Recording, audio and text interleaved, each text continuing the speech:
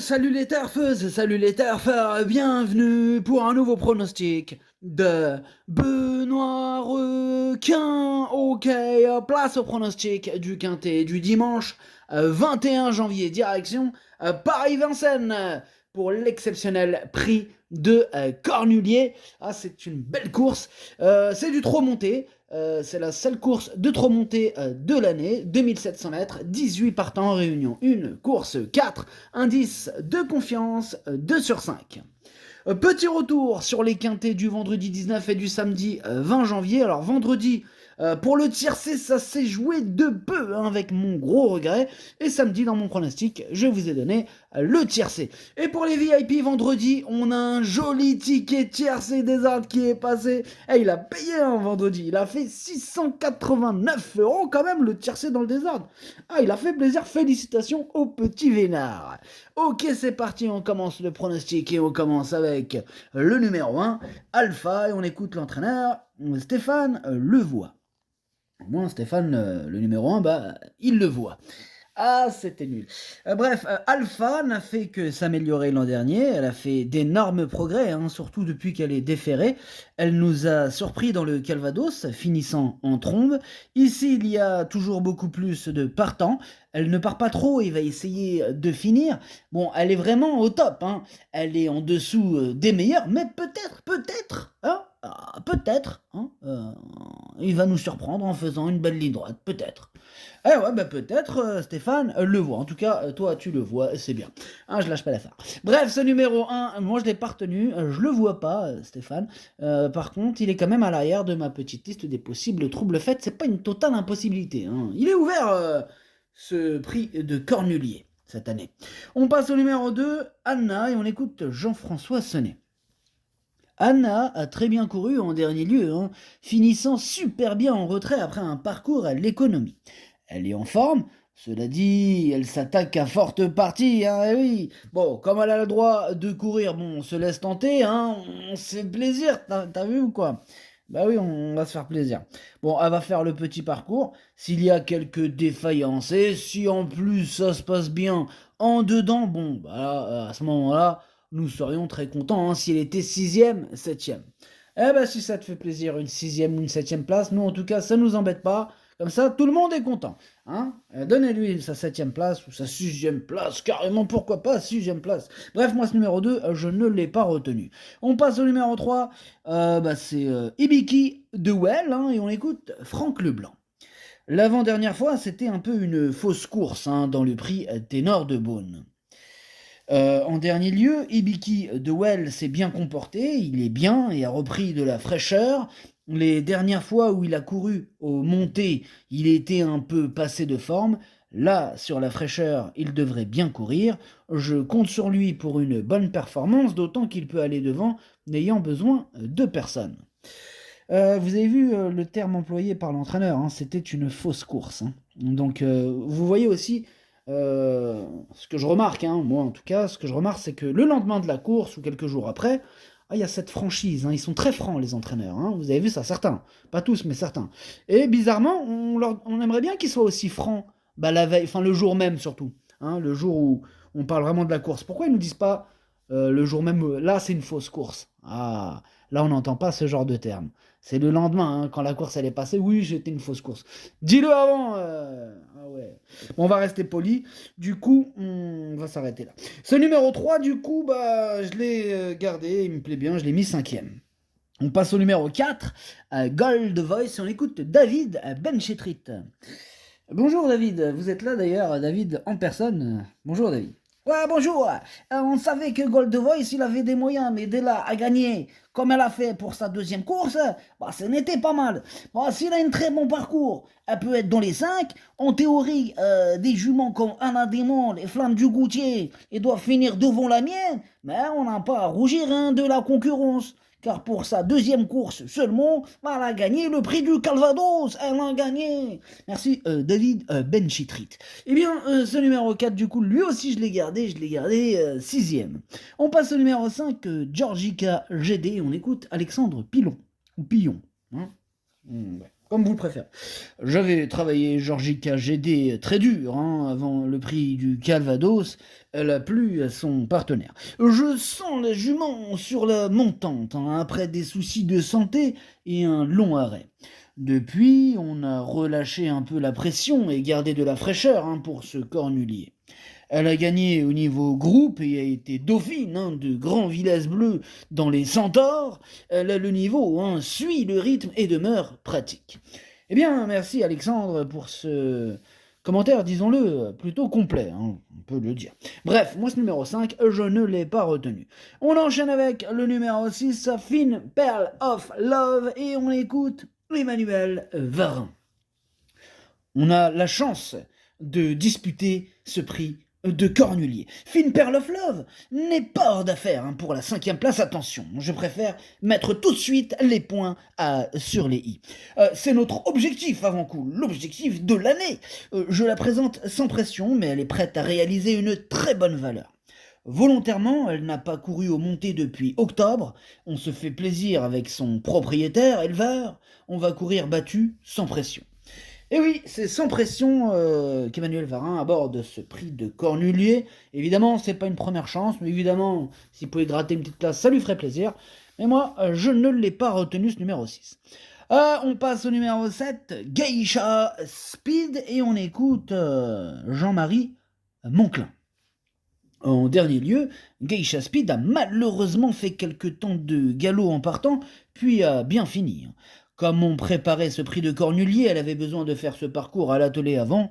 Les feux sont au vert, hein, pour dimanche.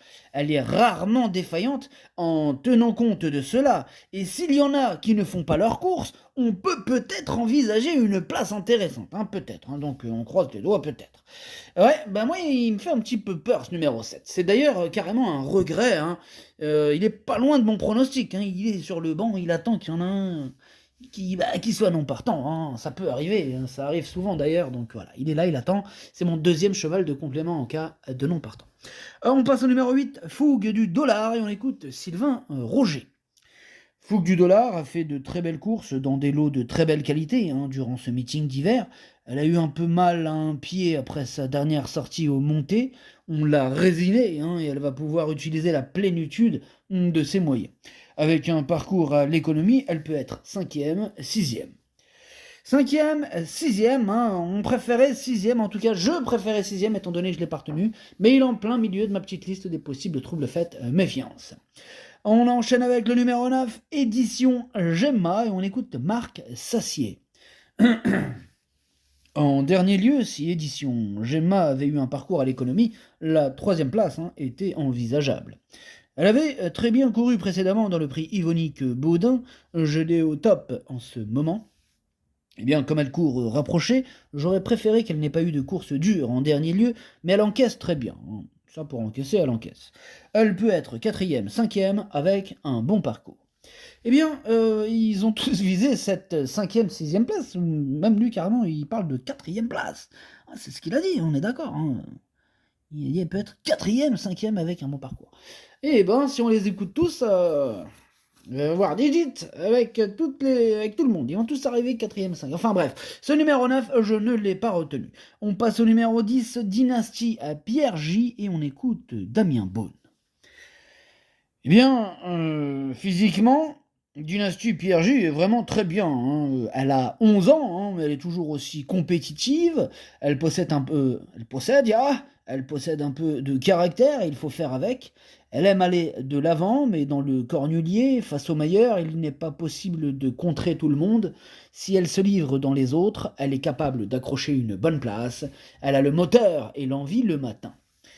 Ok, eh bien merci Damien. Moi ce numéro 10, lui non plus, je ne l'ai pas retenu. On passe au numéro 11, Vaprio, et on écoute Andrés Ballura. Bonjour Andrés. Ah bonjour. La dernière fois, Vaprio a bien couru, mais les 2850 mètres étaient un peu long. Un peu long. 2700 mètres, cela va aller. Il est en forme ascendante par rapport au prix du Calvados. Il a bien travaillé jeudi matin. J'ai dit matin, c'est pour une petite place. Eh oui, on va viser la petite place. Et toi aussi, tu vises la petite place, mais tout le monde la veut, sa petite place. Bon bref, lui par contre, j'y crois pour la petite place, étant donné que je l'ai retenu, mais en toute fin de combinaison. On passe au numéro 12, Esperanza Idol, et on écoute Noël Langlois. Esperanza Idol enchaîne bien les courses et les belles performances. Elle s'est bonifiée avec l'âge. Oui, comme un bon vin, si vous préférez. Elle a un moral d'enfer, suit tous les trains et sa maniabilité sert ses intérêts. Cela fait longtemps qu'elle n'a pas été déférée des 4 pieds.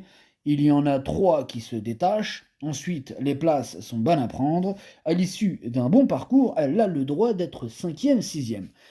C'est pas possible. Lui aussi, 5e, 6e. Vous avez vu? Pas facile ce quintet. Ils veulent... si on écoute les entraîneurs, ils peuvent tous terminer 5e. Bref. Moi, ce numéro 12, du coup, je l'ai pas retenu, mais c'est lui le chef et le capitaine de ma petite liste des possibles casseurs de tickets repérés. Attention, il peut l'avoir, sa 5e place. Ce numéro 12, attention. Attention. Eh bien, on passe au numéro 13. C'est Ina Durib et on écoute Joël Allais. Je n'ai pas connu de problème de préparation pour ce grand rendez-vous. Ina Durib a bien travaillé. Elle est fragile et je n'ai volontairement pas recouru aux montées depuis sa victoire dans le prix Jacques de Belloué en décembre pour la présenter dans le Bar-le-Duc. Elle y courait bien d'ailleurs, oui. Je crains autant de partants, évidemment, au départ, je le crains. Elle a besoin de ses aises, ensuite elle va faire sa course et être à l'arrivée. Waouh, ça a l'air d'être une certitude, Joël. Elle va être à l'arrivée. Eh bien, quelle confiance. Bref, ce numéro 13 fait partie de mes préférés. Je l'ai mis très haut, je l'ai mis 2e. On passe au numéro 14, Hirondelle du Rib, et on écoute encore Joël Allais. Eh bien, dans le prix du Calvados, Hirondelle du Rib a coupé la volte et s'est trompé, malheureusement, loupant son départ. Ensuite, il lui faut un rythme soutenu pour pleinement s'exprimer. Quand elle ne commet pas de faute, elle répond toujours présente. Ici, une place en fin de combinaison est envisageable. Ouais, c'est envisageable avec ce numéro 14 qui me prend un peu la tête. C'est lui mon gros regret. C'est lui mon cheval de complément en cas de non partant. Attention possible, cassage en vue. On passe au numéro 15, Idéal du Chêne, et on écoute Julien Lemaire. Idéal du Chêne est parti au galop dans le Calvados. Aussi, elle a travaillé à Grosbois au Monté de Puy, donnant entière satisfaction mardi. Elle avait déjà travaillé lundi. C'est le cornulier, il faut l'affûter, d'autant qu'elle n'a pas fait de vraies courses. Vous avez entendu, lui aussi, il a dit ce qu'on a dit. Bref, on le laisse terminer. Oui, donc je disais, elle n'a pas fait de vraies courses depuis le 17 décembre. À l'entraînement, elle vole. Je suis serein et satisfait de sa préparation. On va viser une place parmi les 5 premiers. Ah là là là là, c'est des entraîneurs ou des joueurs de poker, on ne sait pas trop. Julien Lemaire, d'ailleurs, je vous rappelle qu'il est depuis très longtemps sur ma liste rouge, celui-là. Oh, il nous en a fait des vertes et des pas mûres. Bref, il nous en fait voir de toutes les couleurs, Julien Lemaire. Il vient de dire encore le même terme, regardez, il est tout plein de bonne volonté, de franchise. Il dit que c'était pas une vraie course. Mais pourquoi tu le dis pas avant la course, ça? Tu nous le dis après la course, ça n'a aucun intérêt pour nous, tu vois. Nous, ça, faut nous le dire avant. Ah ouais. Restons polis, restons courtois. On va faire, comme en voiture, un constat à l'amiable. Bref, ce numéro 15 me plaît beaucoup, contrairement à son entraîneur, que j'ai mis 3e. On passe au numéro 16. C'est Anna Desmolles et on écoute Alexandre Abrivard. C'est un crève-cœur pour moi de ne pas pouvoir la monter. Ouais, bon, il s'est fait mal, apparemment. Il s'est fait un peu mal, le driver. Bref. Quant à la jument, RAS, Anna Desmolles est restée très bien et nous avons pu avoir la préparation que nous souhaitions. Elle arrive sur son objectif à son top et avec la ferrure idéale pour elle. Il n'y a plus qu'à courir la course. Flamme du Goutier reste la jument à battre. Ok, merci Alexandre. Eh bien moi, ce numéro 16, c'est tout simplement lui mon préféré. C'est lui que je vois décrocher ce prix de Cornulier cette année. Ce numéro 16, je l'ai installé en tête et j'y crois. On passe au numéro 17, Grand Villez Bleu, et on écoute Pierre Lévesque. Grand Villez Bleu a connu des problèmes de santé cet hiver. On a eu un hiver très humide. Son travail de mercredi matin m'autorise à tenter le coup, mais on est nettement moins serein que l'année dernière. Si elle était à 100%, bon, ok, elle vaut tous ses adversaires, mais avant coup, on vise plutôt une petite place. Bah, on va sans doute modifier son embouchure hein, pour l'avoir au mieux, sans qu'elle tire, hein, comme récemment. Ok, bien noté. En tout cas, 1, 2, 3, pardon. En tout cas, ce numéro 17, je l'ai retenu, mais plus en bout de combinaison. Et on termine avec le 18, hein, notre championne, notre Anna Demol. Qu'est-ce que je raconte? Flamme du Goutier, pardon. Anna Demol. Flamme du Goutier, et on écoute Thierry Duval-Destin. Son hiver s'est déroulé sans problème. Flamme du Goutier a réalisé une assez bonne prestation dans le Bourgogne, même si Anna Demol, tiens donc, nous a débordé à la fin. On va essayer de l'emporter à nouveau. Elle a 9 ans, il faut voir si elle a toujours la même envie. À l'entraînement, elle affiche souplesse et gaieté, mais elle est de moins en moins démonstrative. Bon, elle paraît prête à faire de son mieux. Ouais. Bon, elle est de moins en moins démonstrative, mais bon, hein, ça reste una championa. Bref, ce numéro 18 me plaît beaucoup, mais je ne l'ai pas mis en tête, hein, même si ça sera sûrement la favorite. Moi, je l'ai mis 4e. Le pronostic, ça donne 16, 13, 15, 18, 3, 4, 17, 11. Merci d'avoir suivi cette vidéo. N'hésitez pas à mettre un pouce bleu si la vidéo vous a plu. Pour accéder à tous mes tickets pour la course du Quintet, rendez-vous directement en description de la vidéo. À jouer avec modération. Bonne chance. Chopez-le moi. Ciao.